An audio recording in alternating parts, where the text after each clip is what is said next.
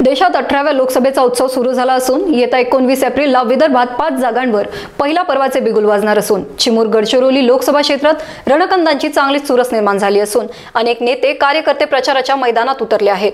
काँग्रेसचे उमेदवार डॉक्टर नामदेव किरसान यांच्या प्रचारार्थ शिक्षक मतदारसंघाचे आमदार अडबाले सर मैदानात उतरले असून चिमूर तालुक्यातील नेरी येथे प्रचार सभा पार पडली।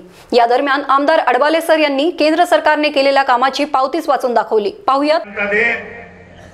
मोदी सरकार, भारत सरकार विसरलेले आहेत जे या ठिकाणी निवडणुकीच्या माध्यमातून डॉक्टर बाबासाहेब आंबेडकरांनी संविधानाच्या माध्यमातून लोकशाहीच्या माध्यमातून या देशामध्ये लोकशाही प्रस्थापित केली आणि लोकशाहीच्या माध्यमातून या ठिकाणी 2014 मध्ये निवडून आलेले विद्यमान केंद्र सरकार हे भारत हा शब्द विसरलेले आहेत आणि काय म्हणतात मोदी सरकार। आणि यापूर्वी 70 वर्षामध्ये या देशामध्ये त्या तत्कालीन सरकारने काही केलं नाही। मला हे सांगा, या देशामध्ये आपण चंद्रावर गेलो, आपण मंगळावरती गेलेलो आहोत, आपलं आयुष्यमान या ठिकाणी वाढलेलं आहे। स्वातंत्र्याच्या पूर्वकाळामध्ये आपलं अवरेज आयुष्यमान हे 38 वर्ष होतं, आज ते आयुष्यमान हे 82 वर्ष झालेलं आहे। हे कशात आहे? या देशाने केलेल्या प्रगतीच्या माध्यमातून या सगळ्या बाबी आपण मिळवून घेतलेल्या आहे आणि हे सरकार म्हणतं की 70 वर्षामध्ये या देशामध्ये काँग्रेस सरकारने काहीच केलं नाही। ज्या काँग्रेस सरकारने या 70 वर्षामध्ये मल्टीनॅशनल पीएससी निर्माण केले, अनेक उद्योगधंदे निर्माण केले, या 10 वर्षामध्ये चंद्रपूर जिल्ह्यात किंवा गडचिरोली जिल्ह्यामध्ये एक तरी उद्योग निर्माण झाला का? या दोन्ही जिल्ह्याच्या खासदारांनी या ठिकाणी सांगावं, यांच्या कालखंडामध्ये एक तरी नवीन उद्योग आलात का? सुशिक्षित बेरोजगारांना नोकऱ्या मिळाल्या का? जे उद्योग स्वतः म्हणजे 70 वर्षामध्ये केले ते उद्योग या आपल्या भांडवलदार उद्योगपतींना विकण्याचा घोरधंदा या देशामध्ये सुरू झालेला आहे। डॉक्टर बाबासाहेब आंबेडकरांनी संविधानाच्या माध्यमातून या मल्टीनॅशनल कंपन्यांमध्ये पीयूसी मध्ये गोरगरीब एससी एसटी चे मुलं लागले असेल त्यांच्या नोकऱ्या छिनण्याचं काम या मोदी सरकारने केलेलं आहे। महाराष्ट्रामध्ये सुद्धा 6 सप्टेंबर 2023 ला एक शासन निर्णय निर्गमित केलेला होता। त्या शासन निर्णयाच्या माध्यमातून या महाराष्ट्रामधल्या 138 वर्गाच्या नोकऱ्या खासगीकरणाच्या माध्यमातून भरल्या जाणार होत्या आणि या महाराष्ट्रातल्या आरएसएस बीबीजीपीच्या कार्यकर्त्यांना 9 कंपन्यांना ही खासगीकरणाच्या माध्यमातून नोकर भरती केली जाणार होती। याला आपण कडाडून विरोध केला। पदवीधरचे आमदार अभिजित वंजारी आणि मी शिक्षक मतदारसंघाचे आमदार मी स्वतः या नागपूर विभागातील 6 जिल्ह्यामध्ये आंदोलन केलं। मी चंद्रपूरला समविचारी संघटनांना एकत्र केलं आणि जवळपास 20,000 युवकांना एकत्र करून जिल्हाधिकारी कार्यालयावरती निवेदन दिलं। त्याच दिवशी या राज्याच्या उपमुख्यमंत्र्यांनी जाहीर केलं की सदर निर्णय आम्ही स्थगित करत आहोत। जर निर्णय स्थगित झाला नसता तर कदाचित यापुढे तुम्हाला सरकारी नोकऱ्या मिळाल्या नसत्या, सरकारी नोकऱ्या मिळाल्या नसत्या। म्हणजे अप्रत्यक्ष डॉक्टर बाबासाहेब आंबेडकरांनी दिलेलं संविधानाच्या माध्यमातून दिलेलं आरक्षण संपलं असतं। या शासनाचा छुपा अजेंडा आहे नोकऱ्यांचं खासगीकरण करणे, कंपन्यांचं खासगीकरण करणे आणि त्या माध्यमातून आरक्षण संपवणे।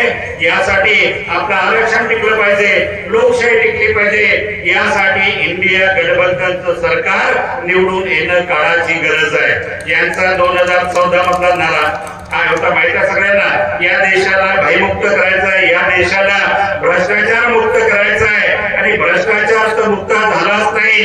ज्यांनी भ्रष्टाचाराच्या माध्यमातून स्विस बँकेमध्ये करोडो रुपये असेल त्यांचे सगळ्यांचे रुपये काढून आणि गोरगरिबांना 15 लाख रुपये प्रत्येकाच्या खात्यामध्ये देऊ हे आश्वासन दिलं होतं। मी विचारतो तुम्हाला कोणाच्या खात्यात 15 लाख रुपये आले आहेत का? कोणाच्या खात्यात आले असं सांगतो करा, कोणाच्याच खात्यात आलेला नाही।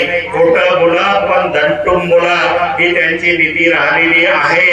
2 करोड सुशिक्षित बेरोजगारांना आम्ही नोकऱ्या देऊ म्हटलेल्या, अरे नोकऱ्या तर दिल्याच नाही। ज्यांना नोकऱ्या दिलेल्या आहेत, दिल्या होत्या, त्यांना नोकरीवरून कमी करण्याचं काम विद्यमान केंद्र सरकारने केलेलं आहे। आणि जे भ्रष्टाचारी आहेत या भ्रष्टाचाऱ्यांना स्वतः आपल्या पक्षामध्ये घेण्यासाठी या ठिकाणी ईडी, सीबीआय या इन्कम टॅक्स या सगळ्या यंत्रणांचा वापर करून भ्रष्टाचारांना आपल्या सरकारमध्ये घेण्याचा गोरखधंदा या सरकारने केलेला आहे। आदर्श घोटाळ्यामध्ये जे अटकलेले होते ते तिकडे गेलेले आहे, सिंचन घोटाळ्यामध्ये अटकलेले होते ते तिकडे गेलेले आहे। चंद्रपूर जिल्ह्याचा विचार केला, बँक घोटाळ्यामध्ये अटकले त्यांनी सुद्धा डुबता पांघरलेला आहे। ज्यांनी घोटाळे केले त्यांना आपल्या पक्षामध्ये घ्यायचं आणि त्यांना स्वच्छ करायचं। आपल्याकडे मन आहे, माहित आहे, पाप करा कुठं जाल नरकात जाल, पुण्य करा कुठं जाल स्वर्गात जाल।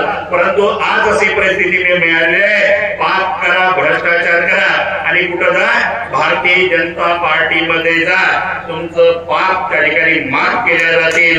अशा प्रकारचं विविध यंत्रणांचा वापर करून या ठिकाणी या देशामध्ये अशा प्रकारचं राजकारण सुरू होत आहे। मला हे सांगा, तुम्हाला 400+ जर खासदार निवडून आणण्याची धमक तुमच्यामध्ये असेल, खऱ्या अर्थानं तुम्ही 10 वर्षामध्ये विकासाची कामं केली असतील तर विकासाच्या कामाच्या भरोश्यावरती तुम्ही निवडून आले असता हे धंदे करायची तुम्हाला गरज नव्हती। आज जे चंद्रपूर जिल्ह्याचे पालकमंत्री 8 तारखेच्या मोदींच्या सभेमध्ये काय बनलेले आहे हे सगळ्यांना माहित आहे। महिलांची तुम्ही इज्जत करू शकत नाही, भाऊ बहीण भावाच्या नात्याला तुम्ही या ठिकाणी कलंकित केलेलं आहे। तुमच्या घरी बहीण नाही, तुम्हाला मुलगी नाही, तुम्हाला माता नाही, ज्या मातेच्या उदरामधून तुम्ही जन्म घेतलेला आहे त्या मातेच्या संदर्भामध्ये अशा पद्धतीचं वक्तव्य करत असेल की त्यांची संस्कार आले। कारण का मनुवाद या देशामध्ये त्यांना प्रस्थापित करायचा आहे आणि मनुस्मृतीमध्ये महिलांना दुय्यम दर्जा दिलेला आहे आणि खरं ते आता बोलायला लागले। म्हणून आमच्या भगिनींच्या संदर्भामध्ये असं बोलताना या ठिकाणी दिसतंय। चंद्रपूर जिल्ह्यामध्ये विद्यमान पालकमंत्र्याच्या पायाखालची माती रेती सरकारला लागलेली आहे, म्हणून अशा प्रकारे पिसाळण्यासारखे या ठिकाणी बोलताना दिसतंय बंधूंनो। त्यामुळं या मला म्हणायचं आहे की या देशामध्ये संपूर्ण 400+ हे खऱ्या अर्थानं इंडिया आघाडीचे खासदार निवडून इव्हेंट करण्यासाठी खर्च केलेला आहे। तुमच्या आमच्या कराच्या माध्यमातून जमा झालेला पैसा भारतीय जनता पार्टीचा प्रचार आणि प्रसार करण्यासाठी खर्च केलेला आहे। साधी गोष्ट आहे की आपल्या चंद्रपूरचं लाकूड, सागाचं लाकूड काष्ट हे अयोध्येच्या रामाच्या मंदिराला गेलं।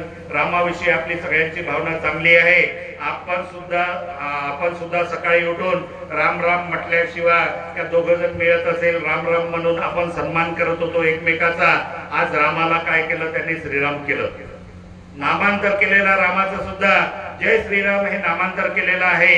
नामांतराच्या माध्यमातून श्रीरामाच्या माध्यमातून याची मत मागण्याचं यांनी कटकारस्थान या ठिकाणी केलेलं आहे। बंधूंनो, या दृष्टीने सुद्धा आपण सजग राहणं, सतर्क राहणं ही काळाची गरज आहे। Praveen Waghe, star Maharashtra news, Chimur.